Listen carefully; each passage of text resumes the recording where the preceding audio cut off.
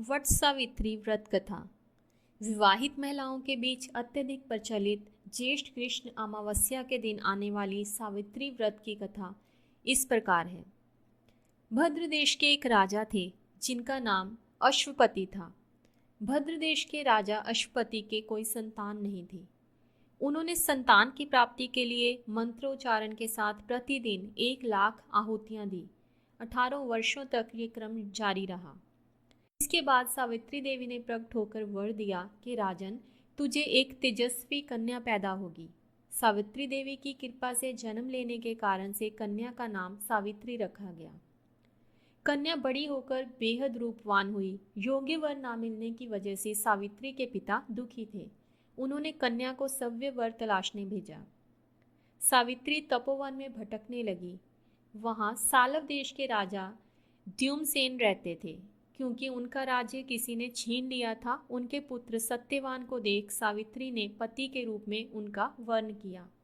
ऋषिराज नारद को जब ये बात पता चली तो वे राजा अश्वपति के पास पहुंचे और कहा कि हे राजन, ये क्या कर रहे हैं आप? सत्यवान गुणवान है, धर्मात्मा है, बलवान भी है, पर उसकी आयु बहुत छोटी है। वह अल्प आयु है।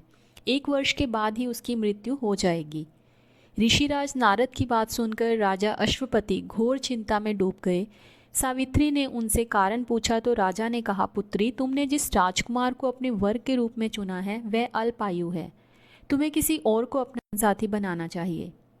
इस पर सावित्री ने कहा कि पिताजी, आर्य कन्याएं अपने पति का एक बार ही वर्ण करती हैं। राजा एक बार ही आज्ञा देता है और पंडित एक बार ही प्रतिज्ञा करते हैं और कन्यादान भी एक बार ही किया जाता है।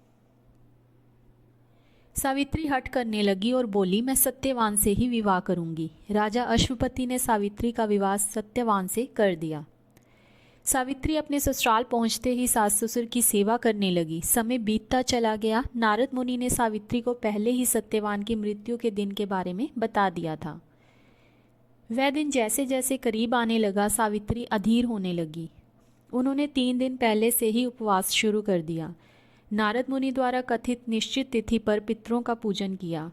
हर दिन की तरह सत्यवान उस दिन भी लकड़ी काटने जंगल चले गए। साथ में सावित्री भी गई। जंगल में पहुंचकर सत्यवान लकड़ी काटने के लिए एक पेड़ पर चढ़ गए। तभी उसके सिर में तेज दर्द होने लगा। दर्द से व्याकुल सत्यवान पेड़ से नीचे उतर गए। सावित्री अपना भविष्य समझ गई। सत्यवान के सिर को गोद में रखकर सावित्री सत्यवान का सिर सहलाने लगी। तभी वहां यमराज आते दिखे। यमराज अपने साथ सत्यवान को ले जाने लगे। सावित्री भी उनके पीछे पीछे चल पड़ी। यमराज ने सावित्री को समझाने की कोशिश की कि यह विधि का विधान है, लेकिन सावित्री नहीं मानी। सावित्री की निष्ठा और पतिपरायणता को देखकर यमराज ने सावित्री से कहा कि हे देवी, तुम धन्य हो, तुम मुझसे कोई भी वरदान मांगो।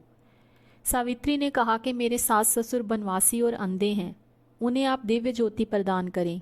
यमराज ने कहा, ऐसा ही होगा, जाओ अब लौट जाओ। लेकिन सावित्री अपने पति सत्यवान के पीछे पीछे चलती रही। यमराज ने कहा, देवी तुम वापस जाओ। सावित्री ने कहा, भगवान, मुझे अपने पतिदेव के पीछे पीछे चलने में कोई परेशानी नहीं है। पति के पीछे चलना मेरा कर्तव्य है। ये सुनकर फिर से उसे एक और वर मांगने के लिए कहा। सावित्री बोली, हमारे ससुर का राज्य छीन गया है, उसे पुनः वापस दिला दें। यमराज ने सावित्री को ये वरदान भी दे दिया और कहा कि अब तुम लौट जाओ। लेकिन सावित्री पीछे पीछे चलती रही। यमराज ने सावित्री को तीसरा वरदान मांगने को कहा। इस पर सावित्री ने 100 संतानों और सौभाग्य का वरदान मांगा। यमराज ने इसका वरदान भी सावित्री को दे दिया। सावित्री ने यमराज से कहा कि हे प्रभु, मैं एक पतिव्रता पत्नी हूँ और आपने मुझे पुत्रवती होने का आशीर्वाद दिया है। ये सुनकर यमराज को सत्यवान के प्राण छोड़ने पड़े। यमराज अंतर्ध्यान हो गए और सावित्री उसी वट वृक्ष के पास आ गई जहां उसके पति का मृत शरीर पड़ा था। सत्यवान जीवंत हो गया और दोनों खुशी खुशी अपने राज्य की ओर चल पड़े। दोनों जब घर पहुंचे तो देखा कि माता पिता को दिव्य ज्योति प्राप्त हो गई है। इस प्रकार सावित्री सत्यवान चिरकाल तक राज्य सुख भोगते रहे। अत पतिव्रता सावित्री के अनुरूप ही प्रथम अपने सास ससुर का उचित पूजन करके अन्य विधियों को प्रारंभ करें। वट सावित्री व्रत करने और इस कथा को सुनने से उपवासक के वैवाहिक जीवन या जीवन साथी की आयु पर किसी प्रकार का कोई संकट आया भी हो तो वो टल जाता है।